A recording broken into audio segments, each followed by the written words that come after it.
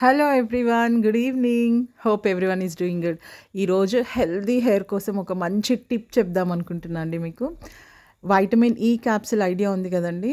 ఈ vitamin E క్యాప్సిల్ని మనము hair ఆయిల్‌లో, కోకోనట్ ఆయిల్‌లో మిక్స్ చేసుకొని, అది మనం స్కాల్ప్‌కి అప్లై చేసుకొని, ఒక 2 డేస్ తర్వాత హెడ్ బాత్ చేసుకుంటే, ఇట్లా వీక్లీ వన్స్ చేస్తే చాలా చాలా మంచిదండి. మంచి సిల్కీ అండ్ మంచి హెల్తీ హెయిర్ తప్పకుండా డెవలప్ అవుతుంది. నేను చూశాను, మా పిల్లలకు పెడతా నేను.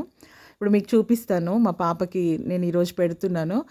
ఇది కోకోనట్ ఆయిల్‌లో నేను, తనకి చాలా లాంగ్ హెయిర్ ఉంటుందండి మా పాపకి. అందుకోసమనే 3 క్యాప్సూల్స్ వేస్తున్నాను. మన హెయిర్ ఎంతుంటుందో దాన్ని బట్టి మీరు మిక్స్ చేసుకోండి.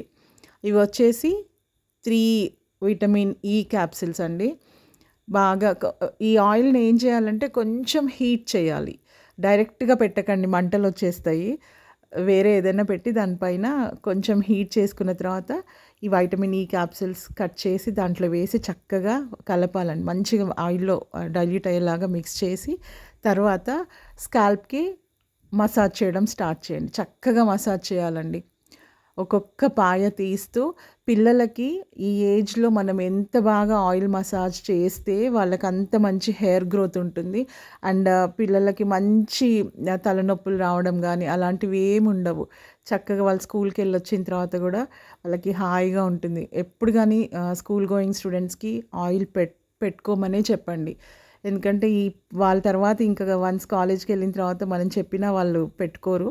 ఏదైనా మనం ఈ టైంలో పెట్టగలుగుతాం. సో, చక్కగా పెట్టాను చూడండి. మొత్తం అప్లై చేశాను. మంచిగా మసాజ్ చేశానండి. బాగా చక్కగా స్కాల్ప్ అంతా ఆయిల్ పట్టేలాగా చక్కగా మసాజ్ చేసేసి, కింద వరకు కూడా ఆయిల్ పెట్టి, చిక్కంతా తీసేసి జడ వేశాను. ఇది రియల్లీ వర్క్స్ అండి. నిజం చెప్తున్నా, నేను చూసాను రిజల్ట్. చాలా బాగా పనిచేస్తుంది. హెయిర్ కూడా మంచి సిల్కీగా అవుతుంది.